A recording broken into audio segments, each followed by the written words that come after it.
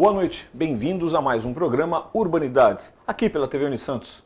Hoje, para você, deve ser sábado à noite. Quem sabe seja domingo, antes do almoço, né? Nosso primeiro reprise. Ou quem sabe, quarta-feira, na madrugada. Você estava vendo o jogo, achou que a matéria não estava boa, veio para a TV Unisantos e achou Urbanidades. Seja qual for a razão, se você perdeu um pedaço do programa ou se interessou em saber mais, você tem que ir até o nosso site www.programaurbanidades.com.br. Este aqui é o programa de número 53, ou seja, você tem 52 programas, 52 boas razões para se informar mais sobre o que a gente discute aqui. São questões que envolvem a vida cotidiana, o urbano, né? E ações que, de certa forma, têm a ver com cidadania, tem a ver com a vida nesse planeta. Eu digo nesse planeta porque o tema de hoje fala de uma situação que aflige algo em torno de 21 milhões de pessoas. A população de um país inteiro, talvez, se você computar esse número bruto, são pessoas que são consideradas refugiadas. Eu sei que você pode estar pensando aqui, há alguns anos, essa coisa de refugiado parecia uma coisa distante, uma coisa que acontecia em países muito longe daqui, que não tinha nada a ver com o nosso país. E como que de repente a gente está sendo jogado numa situação como essa? Para falar sobre isso, e até para deixar mais claro que desses 21 milhões, quase 600 mil são refugiados na América Latina e no Caribe. Então, aqui na nossa região. Eu trouxe aqui, ou convidamos, a produção convidou, a professora Liliana Lira Jubilu. A professora, ela é doutora e mestre em Direito Internacional pela Universidade de São Paulo e é professora também da Universidade Católica de Santos. Bom, sem dúvida, e ela também é integrante da cátedra Sérgio Vieira de Mello. Obrigado por ter aceitado o convite. É um tema que eu tenho curiosidade também, a gente volta e meia se depara com essa questão, mas eu ainda sou daqueles que sinto um pouco que é distante de nós. Talvez com esse programa isso traga esse assunto para o ambiente de cada um de nós aqui, doméstico, para que a gente discuta um pouco mais. Para a gente começar, Liliana, como é que se define esses refugiados? O que são os refugiados? Queria começar agradecendo a oportunidade aqui da TV Unisantos de debater, de conversar, ou de explicar um pouquinho mais sobre um tema que eu trabalho há mais de 14 anos e que, como você disse, está crescendo muito aqui no país. Eu tenho alguns dados bem recentes que dizem que o número de pedidos de refúgio no Brasil dobrou de 2012 para 2013. E de 2012 em relação aos anos anteriores também se notou um crescimento bastante significativo. E por que eu mencionei esses pedidos? Porque o refugiado é aquela pessoa que vai ser identificada, vai ser reconhecida por sofrer um bem fundado temor de perseguição em função de sua raça, religião, nacionalidade, opinião política ou pertencimento a um grupo social, que esteja fora do seu país de origem e que não possa ou não queira retornar ao seu país de origem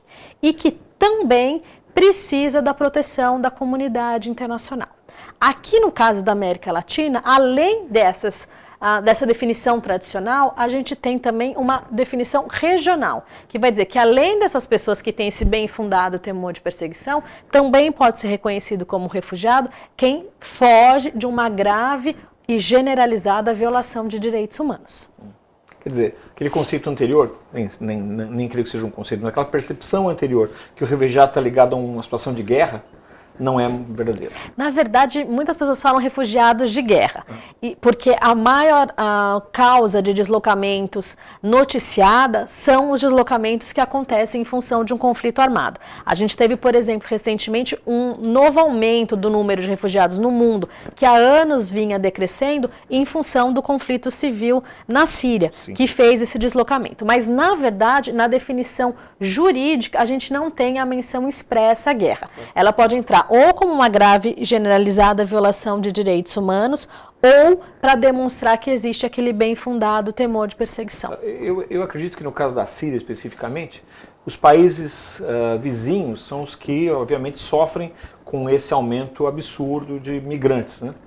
No nosso caso, até pela distância, isso não é tão forte. Mas que tipo de refugiado corre para cá, então? A gente tem, hoje em dia, aproximadamente 5 mil refugiados vivendo no Brasil. E mais um número similar a esse que está aguardando para análise do seu pedido. Das nacionalidades mais numerosas aqui no Brasil, a gente destaca os colombianos e os angolanos.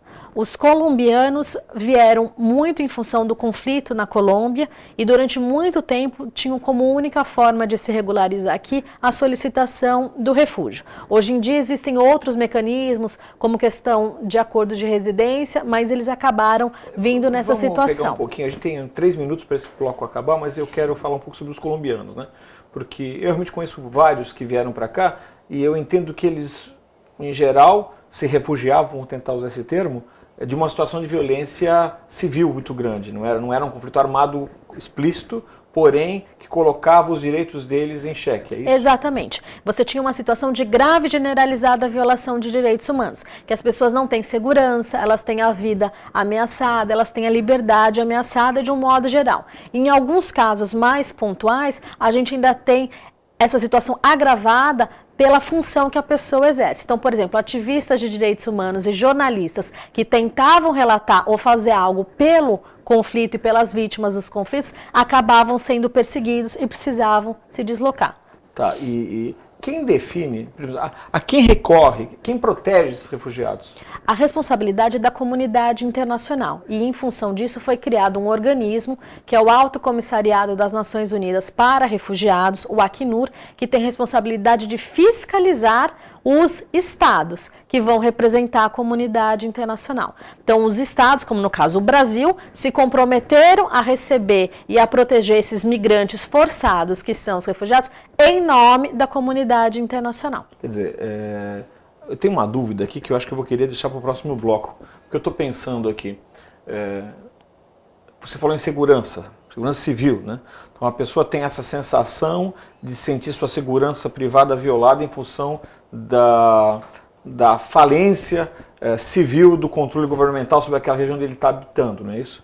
Puxa vida, muita gente aqui no Brasil às vezes tem essa mesma percepção, né? Então quem avalia isso? Mas não responde agora não. Eu tenho 1 minuto de intervalo e a gente volta para continuar o papo com a professora Liliana.